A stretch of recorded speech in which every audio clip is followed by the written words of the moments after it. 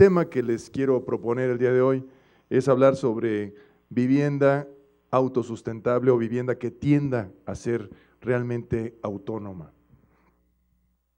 Yo quisiera empezar comentando que en este momento, todavía, el urbanismo y la arquitectura en México están en una etapa de un crecimiento extraordinariamente acelerado. Yo diría como nunca se había construido en la historia del país.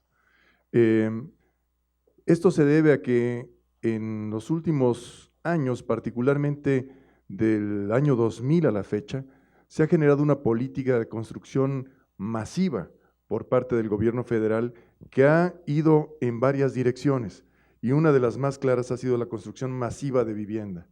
Este ejemplo que tenemos ahí a la derecha es la ciudad de Hermosillo, en Sonora.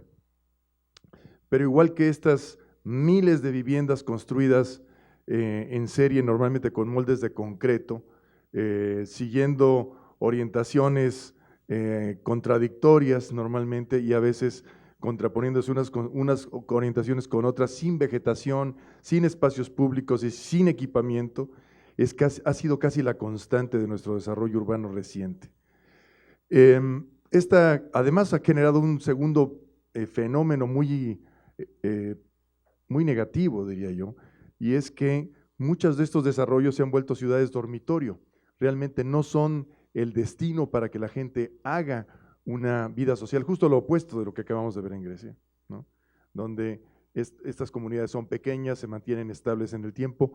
Estos nuevos desarrollos pues son básicamente periféricos, suburbanos, incluso en ciudades pequeñas como Hermosillo, que no es una ciudad, no llega al 1,000,000 de habitantes, pues se han vuelto el suburbio.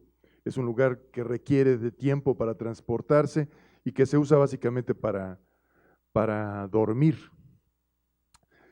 Para darles un dato de los muchos que se pueden generar, actualmente tenemos en México 30.2 millones de viviendas, según los datos del censo del 2010. Y de estos 30.2 millones de viviendas, 7.1 millones se construyeron entre el año 2000 y el año 2010.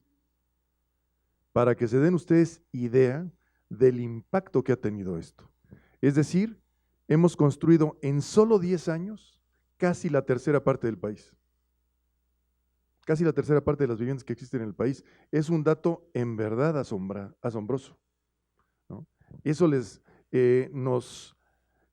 yo creo que responde, obviamente, a una necesidad.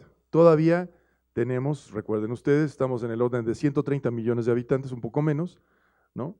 Y 30 millones de viviendas todavía nos da 4.2 millones de personas por vivienda. Y esto no es uniforme, todavía hay un déficit de vivienda, todavía hay personas que no tienen vivienda. Pero a mí en lo particular, esta cifra, que es oficial además, me inquieta mucho, ¿no? Y hace que nos pongamos a reflexionar qué estamos haciendo, cómo lo estamos haciendo y para qué lo estamos haciendo. Por otro lado, pues desafortunadamente, en este afán de construir mucho y muy rápido, se ha caído generalmente en una edificación de mala calidad y con muy pocas consideraciones ambientales. Como ustedes saben, se han hecho incluso programas para tratar de volver más amigable la construcción de la vivienda, incluyendo el programa de hipoteca verde, que aporta una cantidad muy pequeña extra a la construcción de vivienda para que se puedan dar básicamente accesorios que podríamos llamar ambientalmente amigables. Y esos accesorios generalmente se han limitado, en la mayoría de los casos, a poner lámparas ahorradoras, que ahora además ya son obligatorias, ¿no? Ya no se pueden comprar de otras, así que tienen que ser de esas a fuerza, a comprar algunas regaderas ahorradoras de agua, de lo cual tampoco hay así un estudio verdaderamente sistemático, y en algunos casos a instalar colectores de agua colectores solares para calentamiento de agua. Casi a eso se ha limitado. En otros casos, en la zona norte, se ha puesto aislante en las cubiertas. Pero la verdad es que esto y nada, pues casi es lo mismo, ¿no? Entonces, pues eso nos lleva a un tema que es central, ¿no? Es urgente revisar los retos que está enfrentando nuestro país para el desarrollo, para el diseñador, los compromisos que tienen que asumir los desarrolladores, ¿no? Que obviamente tienen que enfocar de una manera diferente la comercialización de vivienda. Aquí estoy hablando nada más de vivienda, pero igual de malo ha ocurrido en otros temas, ¿no? El tema de centros comerciales es igual de grave, y el tema de oficinas anda en números muy parecidos, ¿no?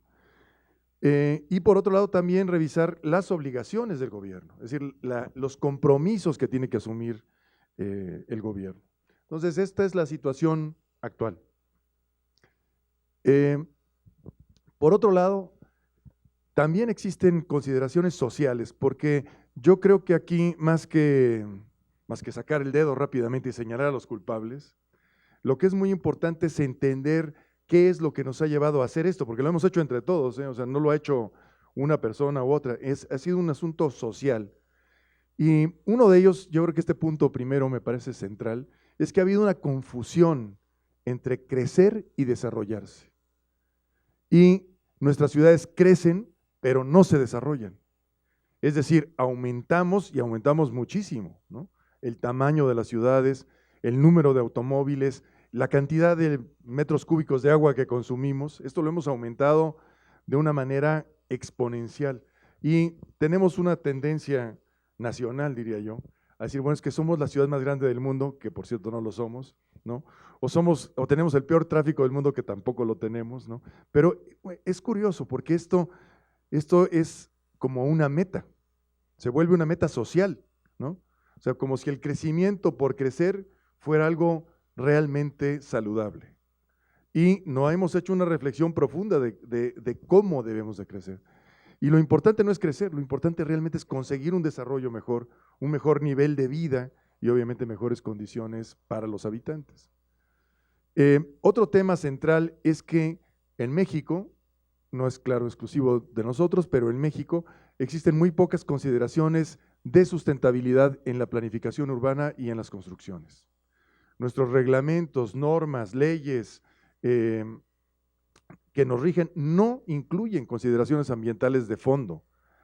Algunas veces incluyen consideraciones ambientales, yo diría, cosméticas, ¿no? O superficiales.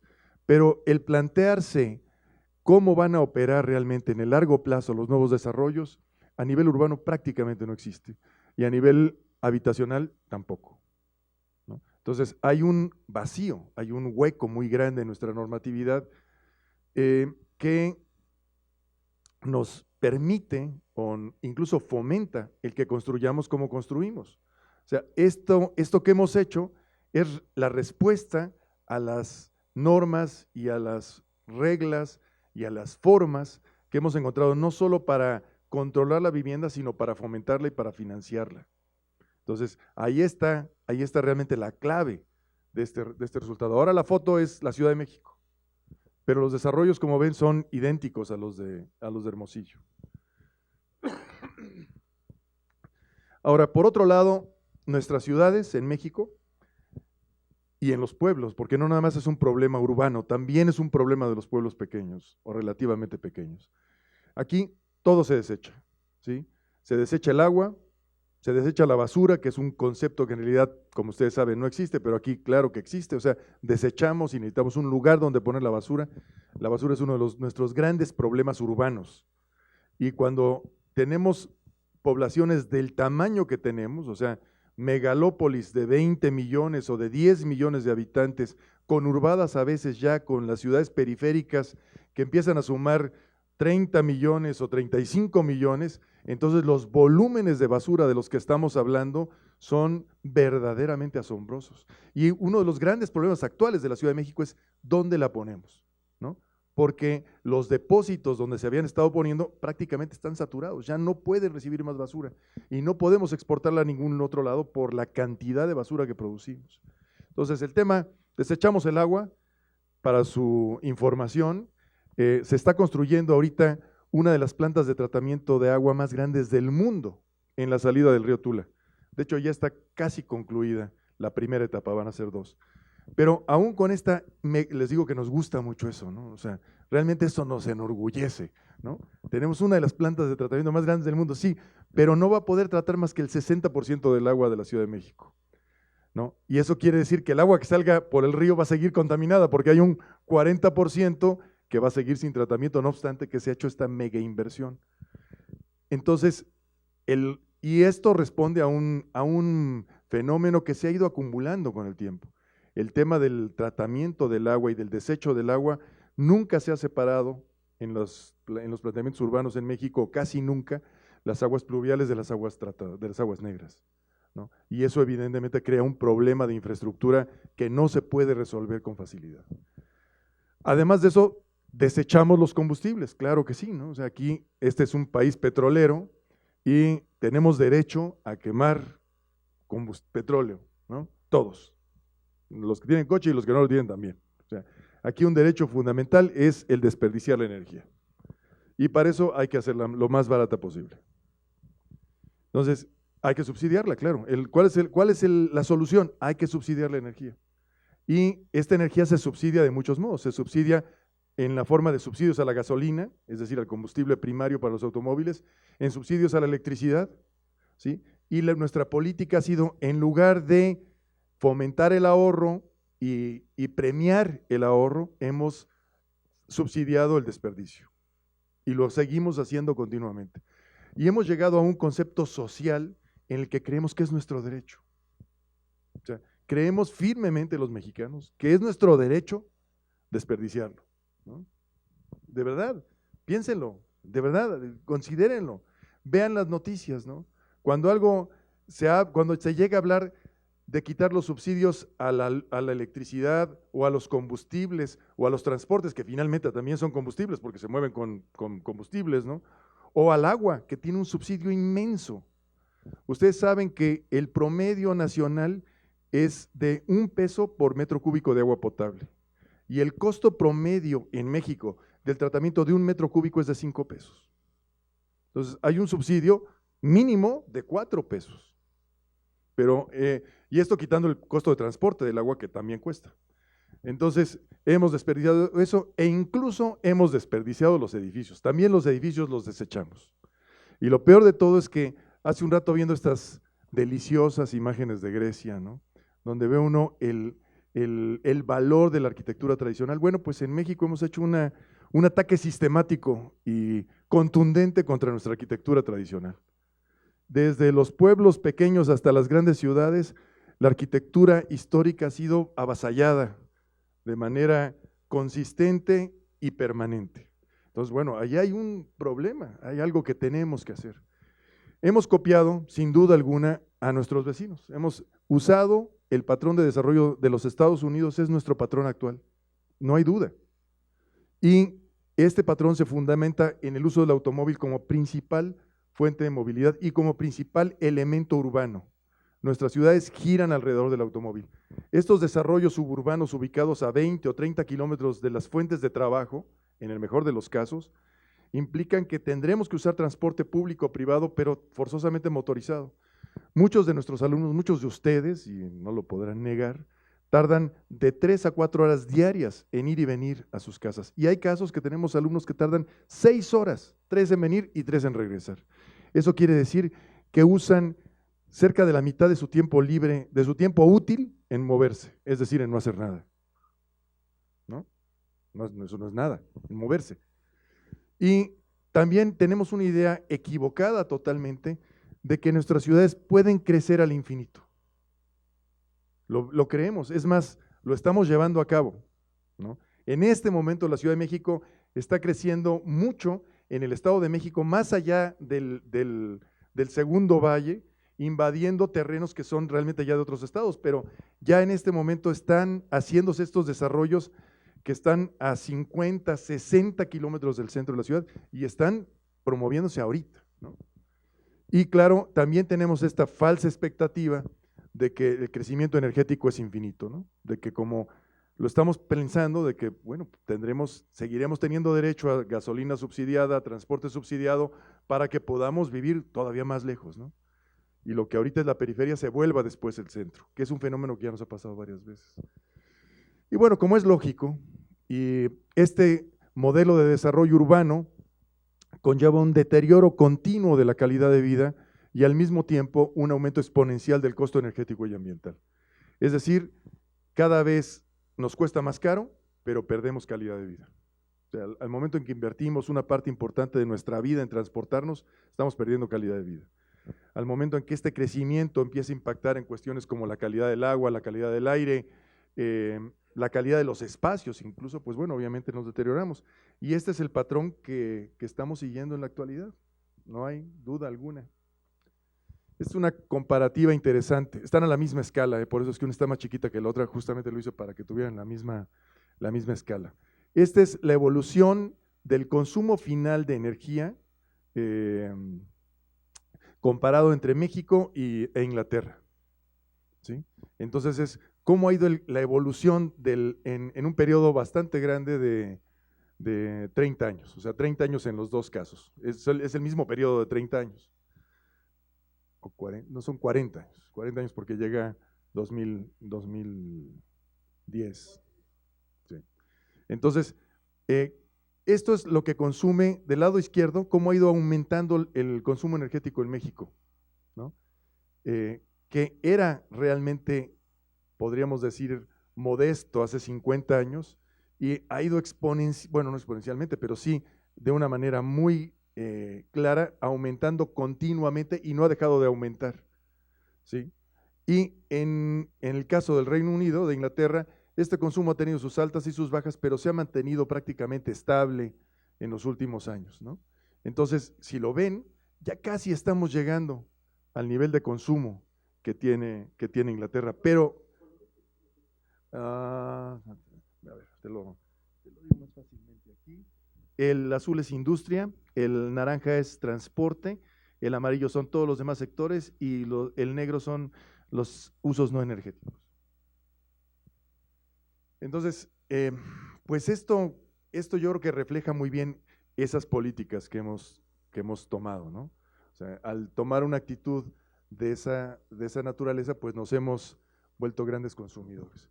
Por otro lado, se ha intentado crear una normatividad, se ha intentado desde las universidades particularmente, unidos con algunos sectores gubernamentales, hacer normas para el limitar y controlar el consumo energético, como la NOM 08, la NOM 020, hay otras NOM que están ahorita en proceso, hay normas también locales, hay normas del Distrito Federal para azoteas verdes, para uso de colectores solares, pero el impacto que han tenido ellas es increíblemente limitado, siendo que son normas oficiales mexicanas.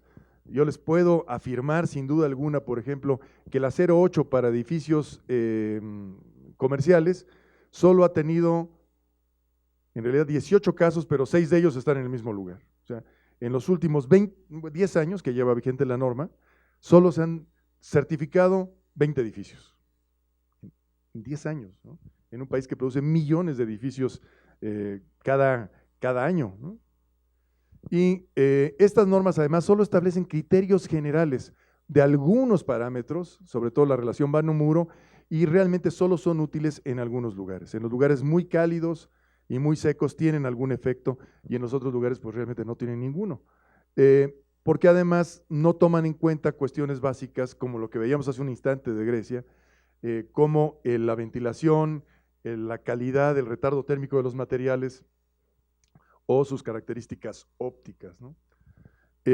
Por otro lado, realmente no existe una normatividad nacional para comprobar la eficiencia de elementos constructivos como ventanas. Está saliendo ya una norma oficial para ventanas, pero aún hay muchísimos materiales que no tienen un control en cuanto a su desempeño, ¿no? De hecho, el edificio que vemos aquí, esta imagen es lo que pueden ir ustedes a ver en el centro de la Ciudad de México, porque es el conjunto de Carso, ¿no? Es exactamente, Nueva Granada, el complejo que está desarrollando Carlos Slim de museo con edificios de oficinas y de vivienda.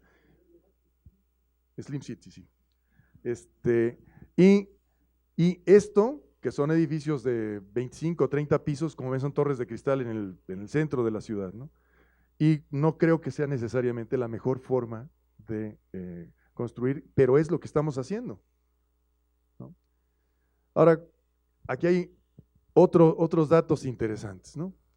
¿Qué es lo que probablemente va a ocurrir en los próximos 10 años sin querer jugar al adivino, sino simplemente tomando los datos que son bastante claros? Nuestra población, y vamos a ponerle un rango grande, va a crecer entre 12 y 16 millones de habitantes en los próximos 10 años. Esa es la expectativa calculada, ¿no? Tenemos la necesidad de mejorar la calidad de vida de los habitantes, porque no obstante que se ha construido mucha vivienda, todavía y muchas otras cosas, existe un déficit importantísimo en la calidad de vida y casi el 50% de nuestra población está en condiciones de miseria y el 20% está en condiciones de pobreza extrema. Necesitamos reducir el consumo de energía en las edificaciones, que actualmente es el 30% del total nacional, de directo en edificaciones. Es decir, de todo el petróleo que extraemos, el 30% lo estamos gastando en edificaciones directamente, pero si le ponemos los gastos indirectos de la industria y de otras actividades vinculadas a los edificios, este total se puede estimar fácilmente en el 50%. Es decir, los edificios que estamos construyendo consumen mucha energía. También podemos esperar, esto ha estado cambiando un poco, pero que se construirán entre 6 y 9 millones de viviendas, que equivaldrían al mismo ritmo a algo así como el 37% del total nacional y a 2 veces la zona metropolitana de la Ciudad de México. Y ahí es donde yo creo que hay una oportunidad interesante para empezar a pensar en otras formas de desarrollo tanto urbano como arquitectónico. Ustedes saben que la política del gobierno federal ha cambiado y de entrada, a principios de este año, bueno, a mediados de este año, se canceló el programa de vivienda como estaba ocurriendo, lo que produjo esos desarrollos, para ya no fomentar el crecimiento suburbano y ya no subsidiar la vivienda unifamiliar, sino para empezar a buscar redensificar y empezar a producir más vivienda vertical. Aunque esto todavía habrá que evaluarlo, porque no es muy probable que si se hace de una manera atropellada, vuelva a ocurrir lo mismo, pero ahora en el centro de la ciudad, ¿no? Ahora, esta gráfica también es muy interesante, porque no solo habla del número de millones de personas que van a crecer. Esta es la pirámide de edades, que ya no es pirámide, del Estado de México en el 2010, ¿sí? Y si ven, aquí pueden observar una cosa clarísima, ¿no?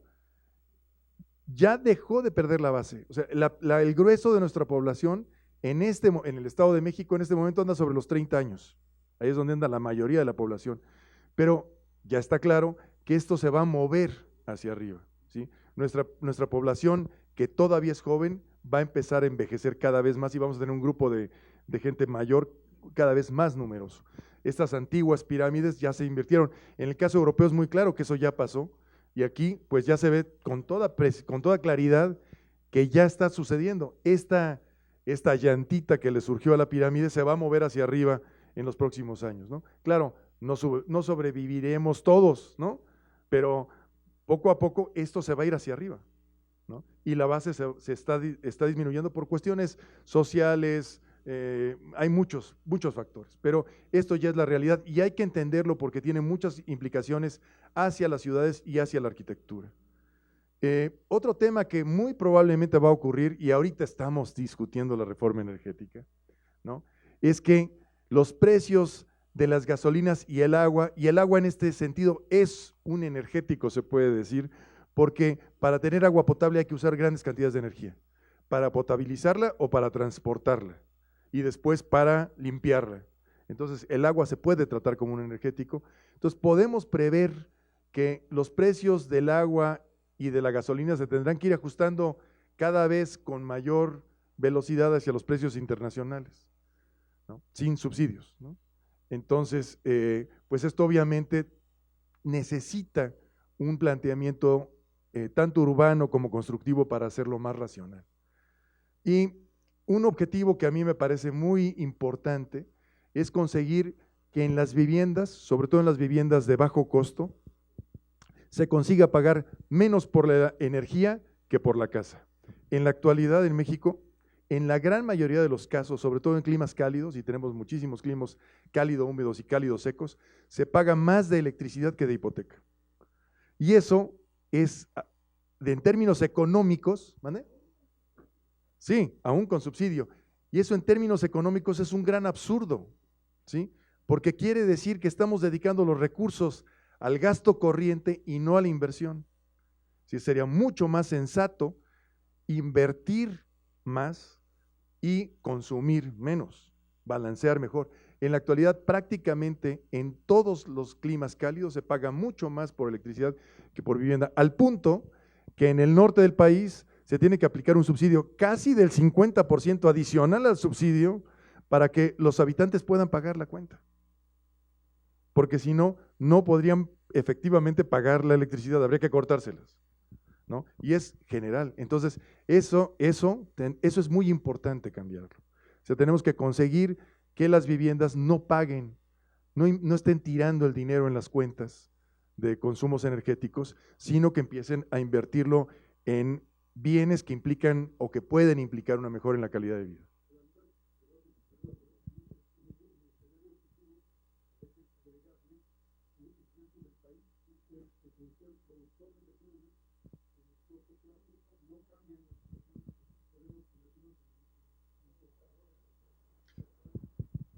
Les recordamos que deben de utilizar el micrófono, por Sí. favor. De hecho, lo que comenta Sergio lo volveré a platicar para que lo puedan oír quienes nos siguen por televisión.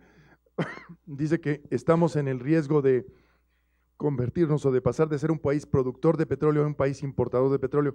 Bueno, ya somos importadores. Somos importadores de gas y de gasolina. Importamos grandes cantidades de gas y también cantidades importantes de gasolina, y hay que recordar que la mayoría de la electricidad que consumimos se genera con gas. Entonces, de hecho, ya estamos exportando petróleo para pagar las cuentas de gas. Sí. Pero claro, como seguimos siendo exportadores importantes, seguimos teniendo una especie de balance precario, ¿no? Pero claro, este balance precario tiende a ponernos del lado deficitario al corto plazo. Bueno, entonces, yo quisiera, entrando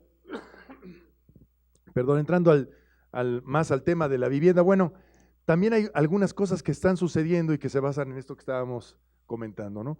Existe un número cada vez mayor de viviendas que solo son usadas por un adulto, ¿sí? Existe una gran cantidad de jóvenes independientes sin hijos que están viviendo de manera autónoma.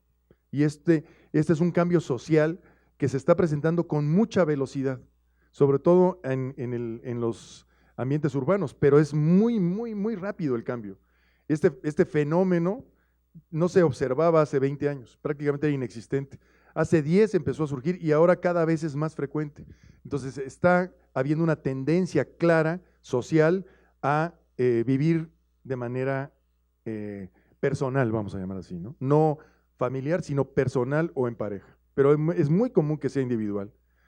Por otro lado, bueno, tenemos un número cada vez mayor de adultos mayores, ¿sí? Cada vez es más grande el número de familias, de unidades de habitación que solo son habitadas por dos o por una persona. Esto es un número que se está incrementando rápidamente. Y también hay un número cada vez mayor de padres divorciados y familias con un solo adulto. En la estadística está ya cerca del 60% de las familias andan en ese tema. Entonces no es un caso aislado, ¿no? Es el caso más común, no es el caso aislado. Y este es un dato social muy importante, son datos sociales muy importantes porque indican que la vivienda tiene que transformarse, porque no va a ser la misma vivienda para el mismo núcleo familiar que existía hace 100 años, ¿no? Creo que no podemos estar ajenos a eso. Otro tema muy importante es este segundo bullet que está ahí, donde o la vivienda se usa como dormitorio, estas viviendas suburbanas tienden a tener exactamente ese uso, todos los habitantes salen de la vivienda en la mañana y regresan tarde en la noche y prácticamente solo se usa para dormir y para guardar la ropa, ¿no? Es una especie de refugio muy temporal. O al contrario, algunas viviendas se empiezan a usar para trabajar, porque también se está rápidamente difundiendo esta posibilidad de trabajo a distancia. Y entonces es importante ya no salir, sino quedarse en casa y poder estar comunicado para estar mandando la información. Y esto en lugares como la Ciudad de México, Monterrey, Guadalajara, pero muchas otras, ya empieza a ser cada vez un patrón más común. En los arquitectos particularmente es muy común, ¿no? Porque muchos trabajos de arquitectura no se hacen ya en los despachos, se hacen a distancia y se manda la información. Entonces, obviamente necesitamos pues tener un espacio para trabajar dentro de la vivienda, porque ya no se trata nada más de una vivienda, digamos, para estar en vida familiar, se trata de una vivienda para trabajar. Y con frecuencia los esquemas al menos actuales de vivienda tradicional, unifamiliar o multifamiliar, no necesariamente se adaptan bien a las necesidades actuales. Es más fácil, curiosamente, adaptar la vivienda multifamiliar que la unifamiliar a este esquema, ¿no? Pero aún en la vivienda multifamiliar actual se plantea, muchos de los programas de vivienda social lo plantean así, también la vivienda comercial, que tenga 2 o 3 recámaras, por ejemplo, ¿no? Cuando con frecuencia, pues eso, para esta transformación social tan clara, no necesariamente es lo que se necesita. Bueno, ahora, todo esto lo saben, así que me lo voy a pasar muy rápido. Realmente lo que buscaríamos sería una envolvente, como primer tema, para buscar una edificación sustentable o autosustentable, pues el primer tema sería lo pasivo, ¿no? Que respondiera mejor al clima, que incluyera el tema del agua, que convenga tener sistemas de iluminación o de climatización si los requiere, de alta eficiencia, que tenga los materiales apropiados, que sean reciclados o reciclables, que empiece a incluir temas de generación y de manejo eficiente de la energía. México es un país con mucha radiación, demostrado, ¿no? Y sería relativamente viable en muchos casos hacer conversiones térmicas, sin duda, o sea, sistemas que sean de transformación directa e incluso sistemas de generación de energía complementarios serían muy viables. El tema de diseño de exteriores obviamente tendría que empezar a jugar un papel más claro y todo el tema de la basura. Les quiero mostrar rápidamente algunos conceptos. Insisto, es muy disparejo el pleito con Grecia, ¿no? Pero bueno, les quería mostrar algunas cosas de viviendas muy pequeñas. Desde hace muchos años es un tema que me ha apasionado y me ha apasionado junto con otras gentes que están aquí, incluso con Víctor, con Gloria, que estuvo ayer por acá. Entonces, esta es una vivienda de 40 metros cuadrados, construida en Temisco, pero que tenía algunos conceptos interesantes. Miren, lo primero es que los 40 metros cuadrados son esto, ¿no? Que realmente son espacios muy pequeños, que están cubiertos, pero la vivienda se extiende realmente en un lote mucho más grande, donde los espacios para comer, para estar, para descansar, se vuelven espacios abiertos, usando básicamente la vegetación. Yo creo que tenemos en México una variedad extraordinaria de flora, ¿no? Que se ha usado muy poco en términos arquitectónicos. Hay muchísimas especies que cada cual tiene sus características propias adaptadas a todos los climas, y ha habido realmente muy poco uso del espacio exterior como un elemento útil. Y si lo vemos en la arquitectura histórica, tanto sobre todo la prehispánica, pero también la colonial, pues las actividades se daban al exterior, porque el clima en general es muy bueno, tenemos veranos no tan calurosos e inviernos templados, entonces el clima exterior casi siempre es bueno y tendemos, sin embargo, a diseñar espacios cerrados, y los espacios abiertos con mucha frecuencia tienen mejores condiciones climáticas que los cerrados, en un clima que al menos durante los días generalmente es muy confortable. Entonces aquí en este primer experimento, pues la idea fue, la casa es apenas de 40 metros cuadrados, pero tiene más de 200 metros cuadrados de terrazas, ¿no? Donde se puede realizar todo lo demás, y además con mucha comodidad, ¿no? Y la casa finalmente que yo creo que no es un concepto nada malo, y lo enunciaba muy bien Luis Barragán, o sea, que la casa en realidad debe de ser un refugio para cuando no se puede estar afuera, ¿no? Pero que es muy agradable desarrollar las actividades en el exterior la mayor parte del tiempo. Luego hicimos esta otra casita muy pequeña también en Cuernavaca, un poco con la misma idea, y aquí estábamos experimentando mucho con temas como orientaciones, control de ventilación y de asoleamiento. Y es un ejemplo muy simple, pero en algunas ocasiones simplemente el girar la ventana o el abrirla hacia el viento o hacia el control del asoleamiento, pues puede producir efectos muy positivos. Luego les quería mostrar esta pequeña casita de apenas 90 metros cuadrados también en Cuernavaca, que está basada en estas ideas. Si ustedes se fijan en México, fuera de las ciudades, casi todo el mundo usa sombrero, ¿sí? Y lo usan por una cuestión básica, porque es la mejor manera de enfriarse, ¿no? O sea, quitarse el sol de encima. Igual si vamos a la playa, bueno, pues lo que normalmente deseamos es tener una palapa, y en los sistemas de cultivo más eficientes, pues lo que hay que hacer es controlar un poco el asoleamiento y sombrearlo. Entonces, con base en ello, esta es una remodelación. De hecho, era una casa de interés social existente que se remodeló y se hizo una remodelación. Muchos de estos muros existían, donde se integró un sistema de humidificación. Esto debe ser verde, pero este es un microjardín, que por cierto es el término de todo el sistema de tratamiento de aguas que después mantiene al jardín vivo. Esta es una mini alberquita y se hicieron varias adaptaciones, pero básicamente la idea era esta, ¿no? Captar todo el agua de lluvias, meterla en un aljibe, en un depósito para poderla reutilizar, poner sistemas de calentamiento de agua para el consumo doméstico, para la alberquita, y poner aquí un sistema de humidificación que enfriara el aire, y acelerara este proceso. Y aquí perdón que aquí me falta de ortografía, en la azotea poner un sombrero, una cubierta que sombrera toda la terraza. Este es el isométrico, ¿no? La idea era ponerle un sombrero a toda la casa. Esto es la parte que tiene los colectores solares y este es el estanque para humidificar, ¿no? Y también ponerle dispositivos de control solar aquí a los lados. Esta es la casita ya construida. Estas cosas que se ven negras, en realidad son plateadas, ¿no? Son celosías, ahorita se va a salir de nuevo, son celosías que bloquean totalmente el sol al interior. En Cuernavaca el clima tiende a ser templado y ligeramente caluroso en las tardes, y este es el sistema de sombreado que se puso en la azotea. Aquí se ve muy bien la celosía. La intención fue dejar el 100% del vano libre. Las ventanas literalmente se quitan. Esta es la ventana de la cocina, la ventana de la estancia, y los vidrios se mueven. Las ventanas, digamos, son corredizas y quedan detrás de los muebles o detrás de los muros para dejar que la ventilación pueda ser efectivamente cruzada, pero con sombreado permanente, ¿no? Y en la parte, este es el tanque que sirve como sistema de humidificación. Esta es la misma celosía que veíamos hace un rato por afuera, que se ve muy oscura precisamente porque bloquea la luz, pero no oscurece tanto el interior, y aquí se puede ver la malla de sombra.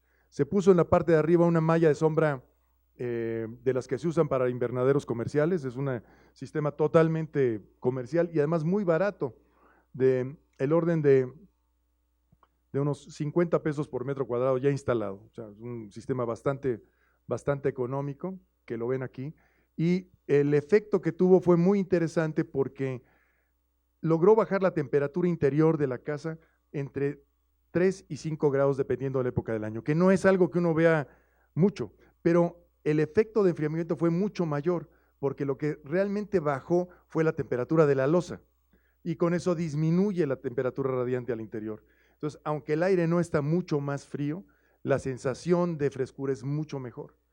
Y es un sistema realmente económico. Como ven, lo hicimos con unos tubos, y yo siempre he argumentado que tiene otra ventaja, y es que permite utilizar la azotea incluso durante el día cuando el sol es intenso, para distintos usos. Aquí, este es un poco lo que terminó pasando, ¿no? Esta es la temperatura medida en la azotea, y aquí tenemos la temperatura al interior, ¿no? Y esto que tenemos acá es la temperatura de la azotea, ¿ya? Cómo bajó la temperatura de la azotea. Hay muchos datos que se midieron antes y después, pero el tema es que antes esta azotea alcanzaba, como es lógico en un lugar cálido, temperaturas en abril cercanas a los 40 grados, y sombreándola estamos llegando a un máximo de 30 grados. Hay una diferencia enorme entre ponerla a la sombra o ponerla al sol, y esto se traduce en una diferencia muy importante al interior de la vivienda. Aquí les quiero mostrar otra pequeñísima construcción de 50 metros cuadrados, más reciente, en una zona urbana en el noreste aquí de la Ciudad de México. Como ven, se trataba de viviendas, por cierto, son viviendas en serie, y aquí lo que se ha hecho es, también se remodeló la parte de abajo y se ha construido una vivienda nueva en la parte de arriba. La idea de nuevo es lo mismo, volver a usar el espacio exterior, tratar de darle darle un uso al exterior y construir un espacio ahora ya no compartimentalizado, un espacio unitario, digamos, ¿no? Donde simplemente este es un bloque donde se encuentra la cocina y el baño y el resto queda prácticamente abierto, ¿no? Pensándolo tanto, bueno, en este caso específicamente pensándolo para usar como oficina, pero igual podría funcionar muy bien como una especie de vivienda. Y en la parte de arriba le hemos puesto algo interesante, que es lo que le denominamos un supercolector. Es decir, a los 40 metros de construcción que tiene el espacio central, se le ha puesto un sistema de calentamiento de agua, haciendo un colector de tubo y aleta muy básico, pero además un sistema de calentamiento de aire para poder meter aire caliente de la parte de arriba, y este es antes de ponerle la cubierta para que vieran cómo están las tripas, y ya cuando se tapa pues queda así, ¿verdad? Entonces básicamente estamos moviendo el aire caliente de este espacio al interior a través de ventiladores con una manejadora, y cuando en la época calurosa, que solo son 3 meses en México, lo que estamos haciendo es desecharlo, lo ventilamos, ¿no? Lo abrimos y lo ventilamos. Y al mismo tiempo estamos calentando un volumen de agua bastante grande en el colector. Estos son los datos nada más para como referencia de cómo está la temperatura a la entrada de este sistema, que es esta, son 30 grados, son 20. Las temperaturas interiores, cómo se mantienen, básicamente en zona de confort. Un poquito se está sobrecalentando aquí en la tarde, esto es en mayo, en la época más calurosa, y las temperaturas que estamos registrando a la salida del supercolector, de esta enorme superficie acristalada. Esta era una idea opuesta a la anterior. En el caso anterior era un clima cálido y lo que estábamos tratando era de enfriarlo. Y este es un clima frío donde estamos tratando de calentar el interior y sobre todo tener usos secundarios. Otra cosa interesante que medimos fue qué tanto se incrementaba la velocidad del viento a través del colector, y aquí están, bueno, las velocidades de entrada y de salida.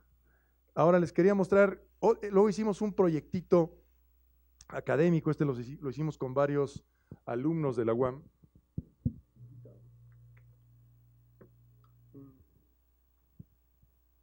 basados en un concurso que se llama el Decatlón Solar, que seguramente conocen. Es un concurso que empezó en Estados Unidos hace unos 10 años, y en los últimos años se ha empezado a exportar a Europa.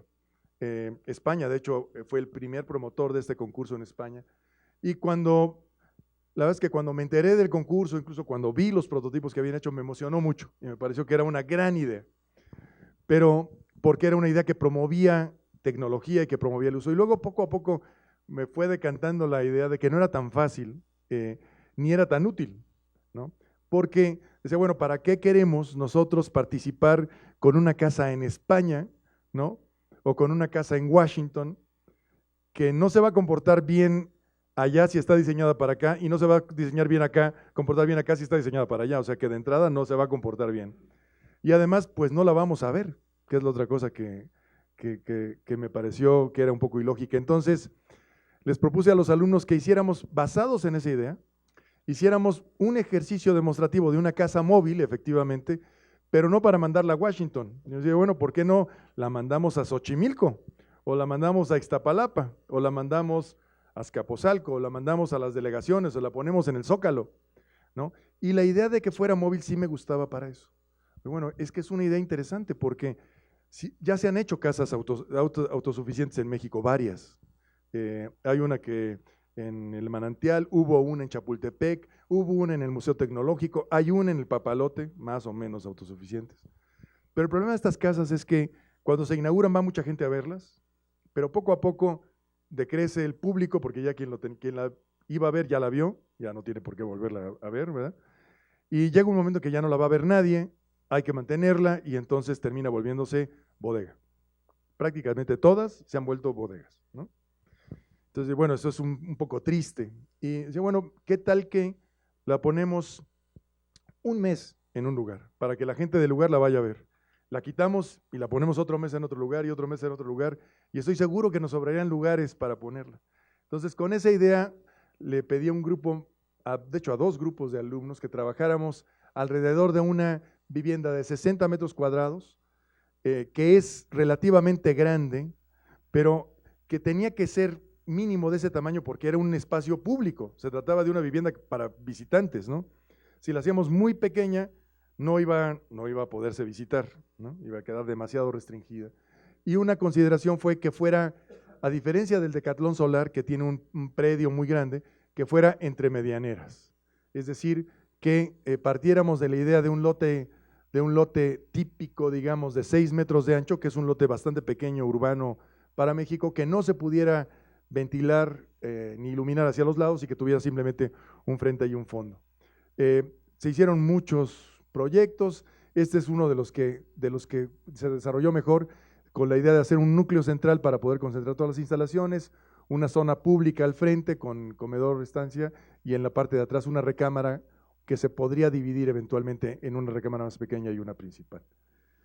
Este fue el prototipo que estuvimos desarrollando, la idea era que integrara colectores solares, que integrara fotoceldas, pero que sobre todo integrara también temas de iluminación natural, asoleamiento y temas de construcción. Esta es un poco ya una evaluación de asoleamiento. Aquí es cómo se estaba pensando construir, básicamente cuatro módulos que pudiéramos transportar con una grúa. Al principio esta fue nuestra primera idea, después nos arrepentimos, ¿no? Porque esto era muy complicado y muy caro. Implicaba que teníamos que contratar una grúa cada vez que queríamos mover la casa y un camión.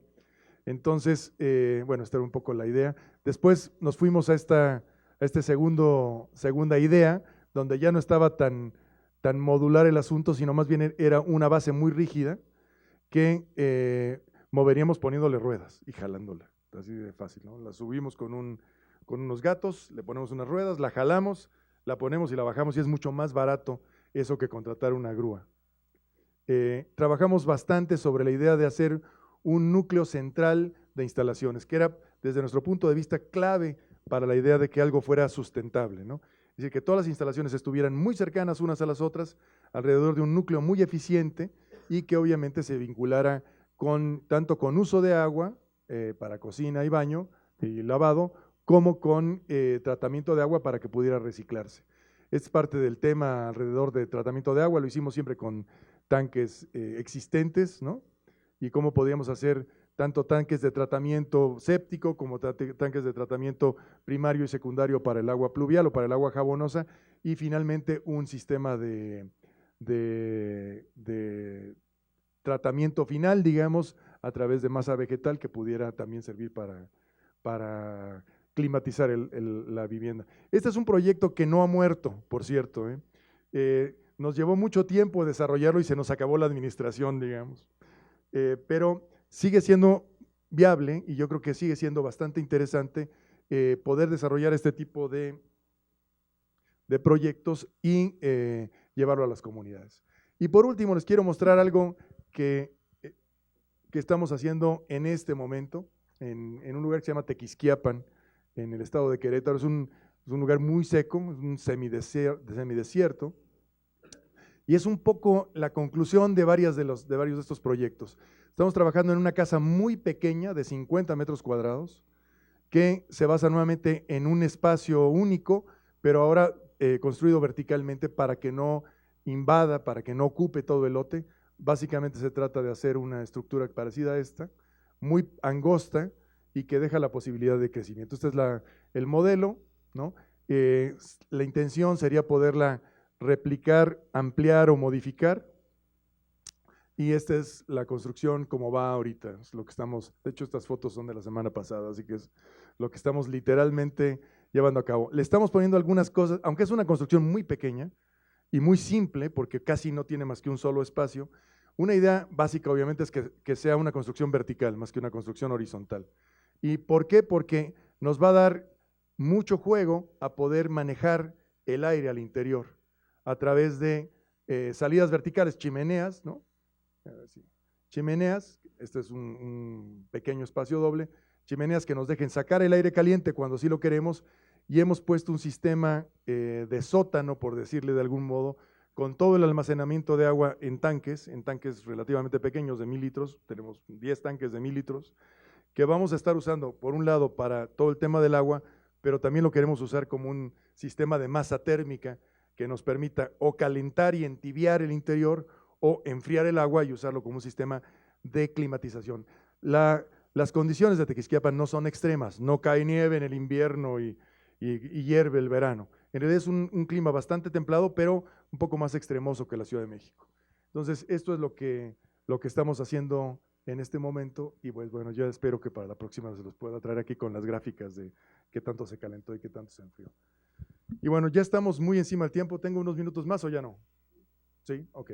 Bueno, por último les platico este programa que hemos desarrollado un conjunto de universidades de México, que es donde está el Centro de Investigación en Energía de la UNAM, la Universidad de Sonora, la Universidad de Colima, la Universidad de Tamaulipas y nosotros, para hacer una herramienta elemental de evaluación térmica, que nos parece fundamental.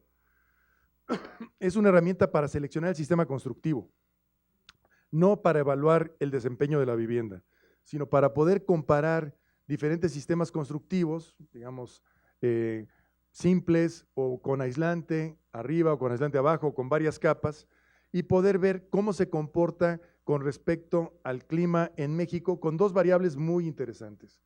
Una es, puede calcular, digamos, la manera tradicional de transferencia de energía a través del sistema constructivo a una temperatura fija, ¿no? Que es como normalmente lo calculamos, es decir, es un sistema de cálculo dominado básicamente por la conductividad, ¿no? Básicamente la conductividad es lo que determina el flujo de energía. Entonces, se puede usar ese cálculo, pero también se puede hacer un segundo cálculo donde no tiene aire acondicionado, la temperatura interior queda libre, y entonces se puede ver cuál va a ser la respuesta térmica del material sin acondicionamiento, tomando en cuenta su capacitancia energética, es decir, su calor específico, densidad, además de la conductividad. Esto es algo muy importante porque permite evaluar el efecto de amortiguamiento o de desfase térmico de los sistemas constructivos para edificaciones sin aire acondicionado, que es el sistema más tradicional o más común en México, ¿no? Solo los edificios comerciales normalmente se acondicionan, las viviendas generalmente no tienen aire acondicionado.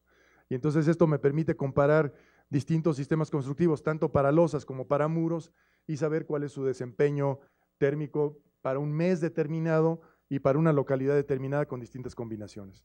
Este es simplemente un ejemplo muy básico de concreto, pero se puede evaluar ladrillo, adobe, concreto o la mayoría de los sistemas constructivos normales, o se pueden crear bases de datos con datos que uno proporcione para evaluar otros materiales, ¿no? Como por ejemplo el PET, con el que ya hemos estado trabajando algo con él. Entonces, cómo metemos datos de PET para ver cómo funcionan muros hechos con botellas, o el vidrio para ver cómo funcionan muros hechos con vidrio, o pajas o sistemas constructivos, digamos, no tradicionales. Esta es una herramienta gratuita, por cierto, cualquiera la puede usar, solamente busquen Ener Habitat y los va a llevar al servidor de la UNAM. Aquí creo que está la dirección. No, perdón, no la puse.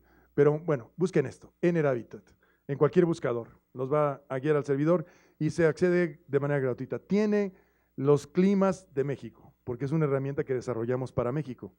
Pero se puede, si se desea, cargar climas de otros lugares. Simplemente hay que generar las bases de datos, ¿no?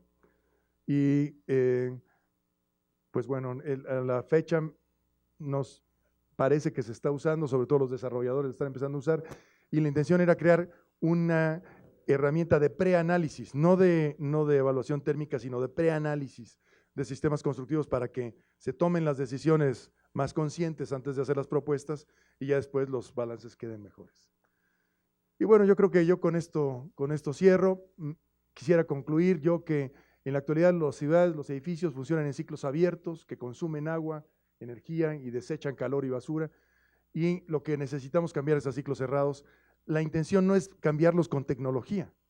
Creemos que se puede cambiar una muy buena parte de esto con diseño, y por eso es que me pareció pertinente mostrarles estas experiencias muy básicas que hemos tenido durante ya más de 30 años haciendo viviendas pequeñas que en general consumen poca energía y son confortables. Cada vez les hemos estado integrando más tecnología, ¿no? Pero la premisa básica ha sido diseñar espacios que sean lo más autosuficientes posibles y ponerles la menor cantidad posible de energía, fijándose en temas como el agua y el consumo por climatización.